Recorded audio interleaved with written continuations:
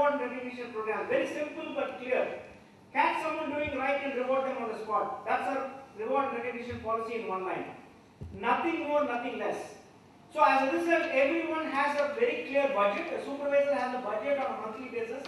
The end of the month, the HR goes and asks him not what is he spending against the budget, but why he has not spent the budget. And that is because in our Eastern culture or Indian culture, recognition is always low in the employee survey. If you take any employee survey across India and Eastern culture, reward and recognition gets the lowest score. For the simple reason that we believe it's karma for people to work. We don't need to reward them.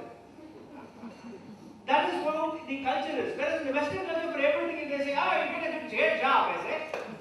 Because even what is cost? So if you are doing this, so we said that you have to force reward and recognition down people's throat, and we did that, and we have been successful in doing that. So to that extent, we have also created work from home policies now. People can work from home. We are now getting into the even operations people working from home and servicing the customer from home. Just imagine a person sitting in Bathinda, Panipat, working for a client who's sitting in the US. And that is going to spread the employee workforce differently. We are going to have different challenges, which I am happy to have, but we are going to expand the workforce across the length and breadth of India. And one thing which is common in all this, communicate. Even if it's over communication is okay.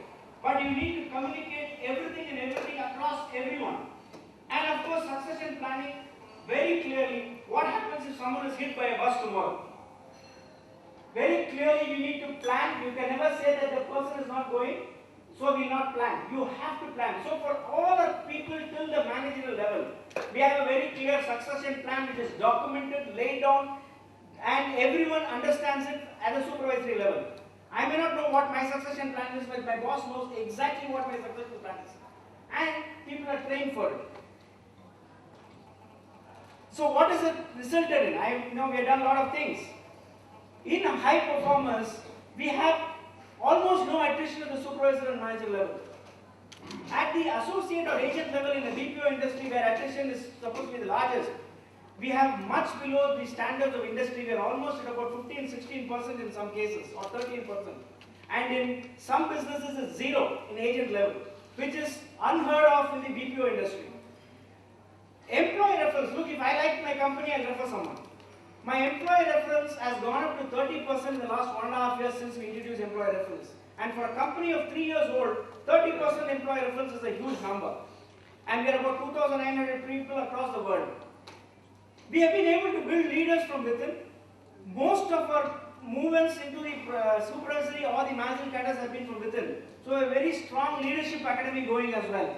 And retention of management. We have grown through acquisitions. Last 2 years, we have about 5 acquisitions. None of the top management in any of the acquired companies have left us till date. Because of the management practices and the talent management practices which we put in place to ensure that people, they have been kings of their own kingdom till we acquired them.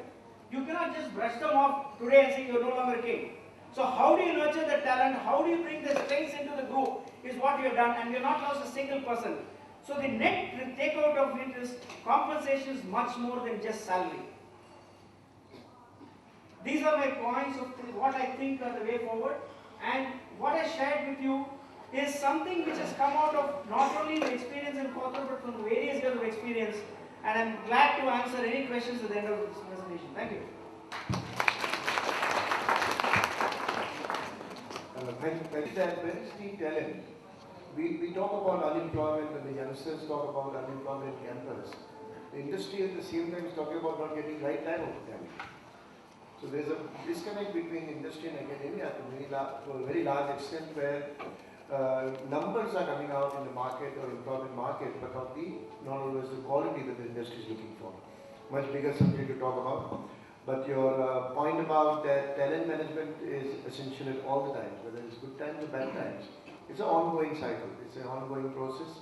And it's not firefighting exercise that you suddenly, when the chips are down, we suddenly pay attention. That's a very pertinent point. And I think you very aptly described the systematic approach that the organization takes in managing top talent. Thank you very much. And Pastor, can I invite you now to make a presentation?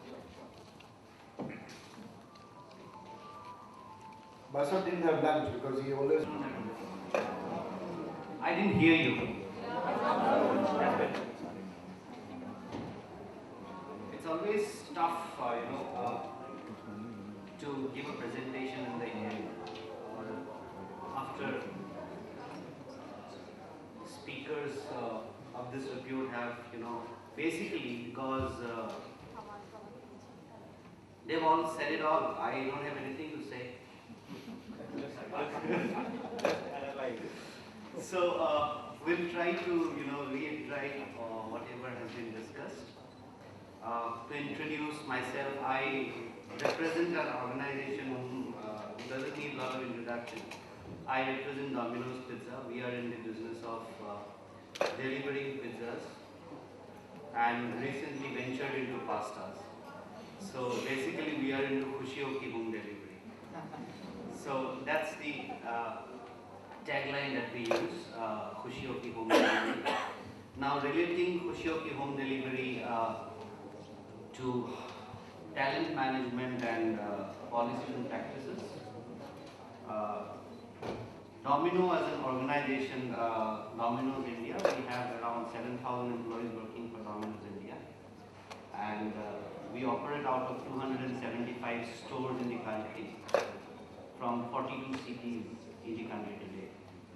So a huge workforce and different cultures, different geographies and different customers as well. When we talk about upsurge or downturn, or I don't know, because we haven't faced that. We don't know what recession is all about. Because we haven't faced recession. I come from an industry which we call it as a QSR, quick service restaurant, where we haven't seen much of these. But our endeavor towards our employees have always been there. Year on year, we have been the best employers. Till 2007, we have been the best employers. Till 2009, we are again the best employers. So, recession or no recession, we take care of our employees. Couple of things which I thought, let me jot down, which is basically the foundation for employee engagement, and that is the key for us, how we could actually retain our people. We have an operations department which are basically the store people, who comprises of around 5,500 people, 5,800 people, who are the pillars of the organization. And the basic pillars are the store managers who operate their independent stores. And basically I have 275 HR managers in the country. Although the HR team is very small, we have around 25 people who are so-called HR people. But actually we have 275 HR managers who are actually the HR managers across the country. They are my store managers. And the key in the company is empowerment and their power. We follow a tagline, manage India Bharat style. So when we talk about managing people in India, we have two different things which are very important. Number one, to manage people in our country, we need to have a very robust culture, which is very close to, it's typically we need to create an Indian culture in the company, where two things are very important.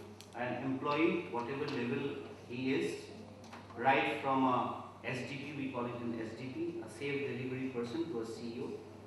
Everybody likes to have some power or something. He likes to have empowerment and power.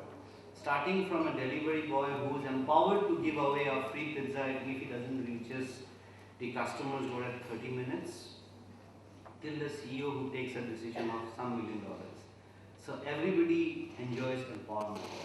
So we have heavily cashed upon the word empowerment as per Domino's is concerned, and so that is, I feel, the need of the hour, which we call as an empowerment. And As a result, we have been able to see a lot of engaged employees, and when these engaged employees are willing to go extra miles, they are motivated to the highest standards, which BT Mercer studies have given us a report. We have a great energy, which actually is the mantra of Domino's India, and that is actually the need of our hour, because we are talking about young India, most of the companies nowadays, the average age is around 35 years to 40 years. So we need to have a lot of energy and a vested interest in the company success. So we actually follow this. At the end of the day, you bank on people, not strategies. People are your main assets, by Jack Welch. And when we talk about achieving excellence through people, how do we substitute people for strategies? Organizational plans, objectives are mapped and discussed with people at various levels. That is a clear-cut communication, which some of my colleagues have just spoken about. Communication is the key. Organization training plans are prepared for the people. Training requirements are reviewed. Training programs are organized. Training development records are kept. And focus is on employee communication and involvement. And for all these aspects, people involvement is the key.